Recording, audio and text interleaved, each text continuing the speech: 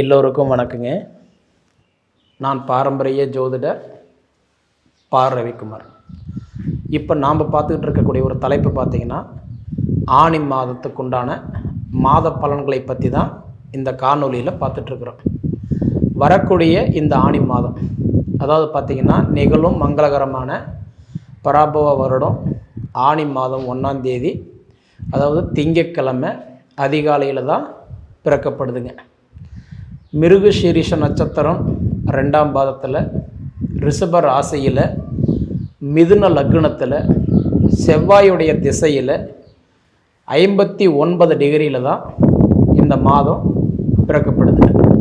இப்படி பிறக்கக்கூடிய இந்த காலகட்டத்தில் மேச ராசி முதல் மீன ராசி வரை பிறந்த உங்களுக்கு எந்த மாதிரியான ஒரு மாற்றங்களை கொடுக்க போகிறார்? சிம்ம ராசி நேயர்களே, சிம்ம ராசியில் பிறந்த உங்களுக்கு இந்த ஆணி மாதம் என்னென்ன மாற்றங்களை கொடுக்க போகிறாரு அப்படின்னு பார்த்திங்கன்னா, சிம்ம ராசி அதிபதி சூரிய பகவான், நெருப்பு ராசி.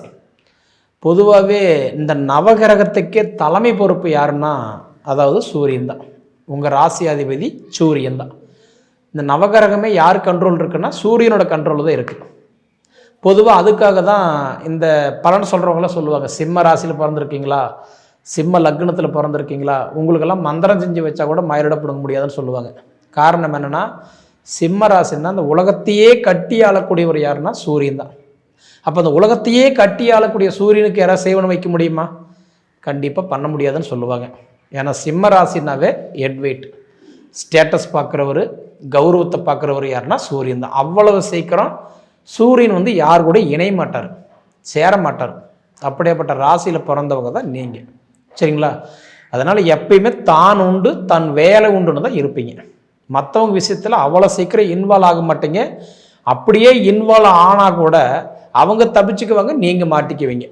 நல்லவங்கன்னு 10 ரூபா வாங்கி கொடுப்பீங்க, ஆனால் திருப்பி கேட்க போனால் பொல்லாப்பு வந்துடும். உங்கள் சாப்பாடு சாப்பிட்டவங்க, உங்கள் துணிமணி கட்டி பார்த்தவங்க, உங்கள் ஐடியா கேட்டவங்க உங்களை விட நல்லா இருக்கிறாங்க. சிம்மராசி பொறுத்த வரைக்கும் எப்படின்னா, ஹெட் வெயிட்டாக இருந்தால் கூட விட்டு கொடுத்து போகும் பான்மை. எப்படி சொல்கிறதுன்னா, அதாவது இலகிய மனுஷன்னு சொல்லுவாங்க, சிம்மராசிக்கு தான் உண்டு, சரிங்களா? இப்படி இருந்தாலும் உங்களுடைய ராசிக்கு அதிபதி சூரிய பகவான் எங்கே இருக்கிறாருன்னா 11ஆம் இடத்துல லாபஸ்தானத்தில் இருக்கிறது. இந்த மாதம் அற்புதமான வாய்ப்பு.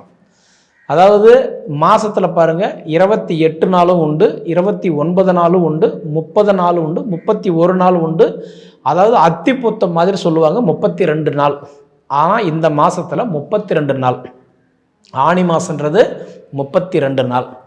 அப்போ இந்த 32 நாளுமே பாருங்கள், சூரிய பகவான் எங்கே இருக்கிறாருன்னா, அவர் உங்களுக்கு லாபஸ்தானத்தில் இருக்கிறார், சரிங்களா?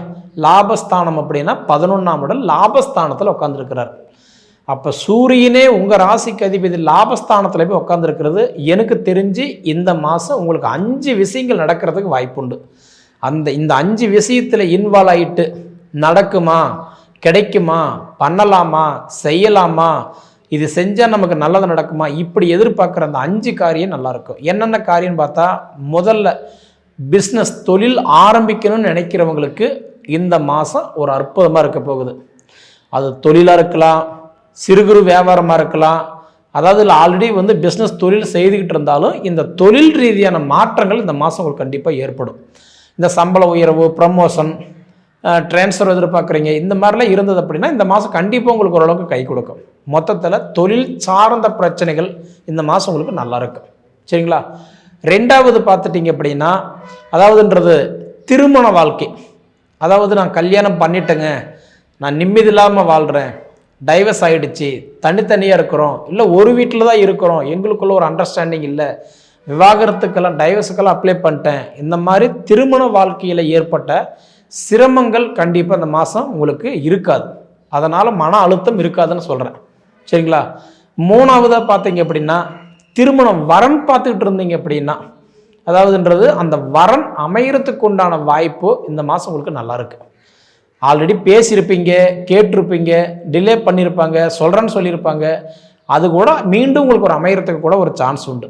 இந்த ஒரு தலை பட்சமாக லவ் பண்ணுறவங்க, இல்லை லவ் பண்ணிகிட்ருக்குறங்க, எங்கள் வீட்டில் சம்மதிக்கலை, அவங்க வீட்டில் ஒத்துக்கிறாங்க, அவங்க வீட்டில் ஒத்துக்க மாட்டேங்கிறாங்க, எங்கள் வீட்டில் பரவாயில்லை அப்படின்னு சொல்கிறவங்களுக்கெல்லாம் இந்த திருமண தடைகள் எல்லாம் விலகிறதுக்கு ஒரு வாய்ப்பு உண்டு. 4வதாக பார்த்தீங்கன்னா புத்திர செல்வங்கள். ஏன்னா இந்த புத்திர பாக்கியம் இல்லாமல், ஆண் இருந்தும் பெண் இல்லாமல், பெண் இருந்தும் ஆண் இல்லாமல், சிலருக்கு இது ரெண்டுமே இல்லாமல் ஏதோ ஒரு சுச்சுவேஷனில் தடையாக இருக்குன்னு சொன்னாலும் சரி, இல்லை பிள்ளைங்களுக்கு எப்போ கல்யாணம் ஆகும், அவங்களுக்கு எப்போ வேலை கிடைக்கும், அவங்களுக்கு எப்போ இந்த நல்ல படிப்பு நல்லா இருக்கும், அவங்களோட ஹெல்த் எப்போ நல்லா இருக்கும், பிள்ளைங்களை பற்றின கவலைகள் இருந்தாலும் இந்த மாதம் ஓரளவுக்கு நல்லாவே இருக்கும். சரிங்களா? அடுத்தது பார்த்தீங்கன்னா கடன் பிரச்சனை. கண்டிப்பாக கடன் பிரச்சனை கழுத்து பிடிக்கிற மாதிரி இருந்தாலும் அது எல்லாமே உங்களுக்கு ஓரளவுக்கு சரியாகிறதுக்கு கொஞ்சம் குறையிறதுக்கு வாய்ப்பு உண்டு.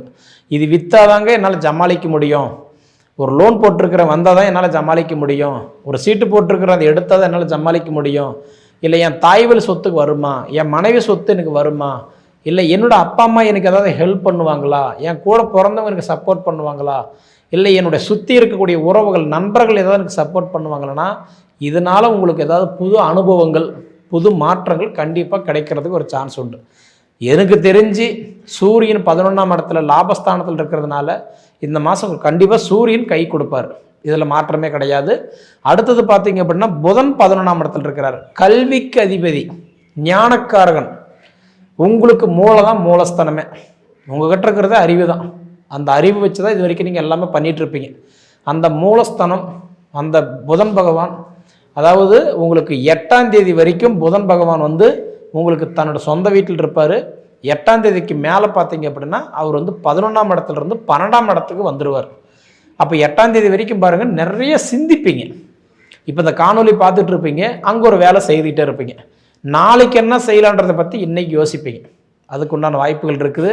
ஆனால் 8ஆம் தேதிக்கு மேலே கொஞ்சம் டென்ஷன் ஆயிடுவீங்க, குழப்பத்துக்கு வந்துடுவீங்க, அவசரப்பட்டுட்டோமோ பொறுமையாக இருந்திருக்கலாமோன்ற சிந்தனைகள் வர ஆரம்பிச்சிடும்.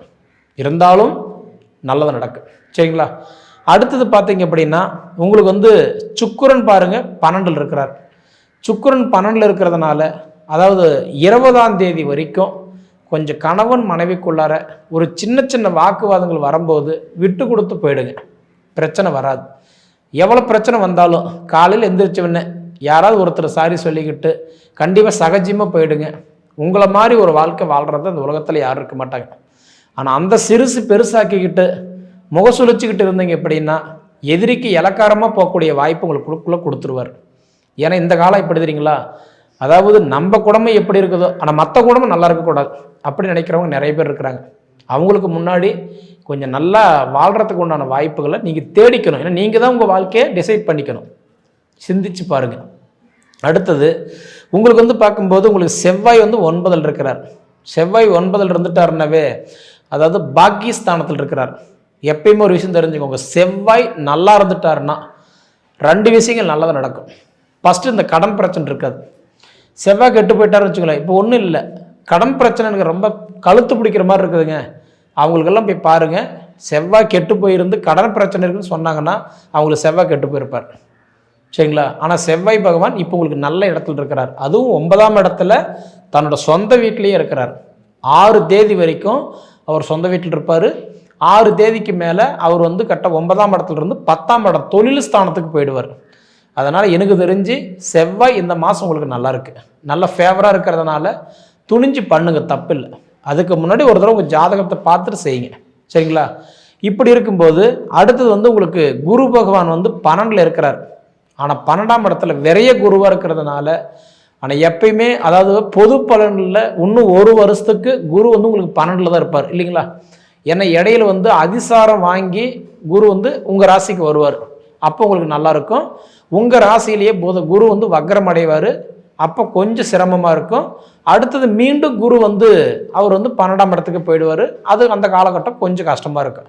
ஆனால் இடப்பட்ட காலத்தில் உங்களுக்கு குரு வந்து ஓரளவுக்கு அப்பப்போ நல்லது பண்ணுவார்னு வச்சுக்கோங்களேன். இருந்தாலும் உங்களுக்கு வந்து 12ல் விரைய குருவாக இருக்கிறாரு. முடிஞ்ச வரைக்கும் விரலுக்கு தகுந்த வேக்கத்தை வச்சுக்கோங்க. அளவுக்கு மீறி ஒரு விஷயத்தை செய்ய வேண்டாம். சரிங்களா? ஏன்னா குரு வந்து உங்களுக்கு 12ல் விரைய குருவாக இருக்கிறதுனால கொஞ்சம் கவனமாக இருங்க. அடுத்தது வந்து பார்த்திங்கன்னா உங்களுக்கு சனி வந்து 8ல் இருக்கிறார். அஷ்டமத்து சனின்னு சொல்லுவாங்க. இந்த அஷ்டமத்து சனி நஷ்டங்களை பண்ணிட்டு போயிடுவேன்னு சொல்லுவாங்க. 3 விஷயம் சொல்கிறேன், மைண்டில் வச்சுக்கோங்க. மற்ற விஷயத்தில் முதல்ல இன்வால்வ் ஆக வேண்டாம். அவங்க தப்பிச்சுக்குவாங்க, நீங்கள் மாட்டிக்குவீங்க. டாக்குமெண்ட்டோ பணமோ காசு பணமோ மற்றவங்க விஷயத்தில் நீங்கள் போய் உதவி செஞ்சால் உபத்திரத்தில் மாட்டிக்குவீங்க. மூணாவது, அதாவது என்ன இன்னைக்கு நமக்கு அதாவது தேவை, அத்தியாவசியமாக இருந்தால் பண்ணுங்க, ஆடம்பரம் தேவையில்லைன்னு சொல்கிறேன். இருக்கிறத வச்சு வாழ கற்றுக்கோங்கன்னு சொல்கிறேன். சரிங்களா? அனுபவித்து பார்த்து சொல்லுங்கள். நன்றி.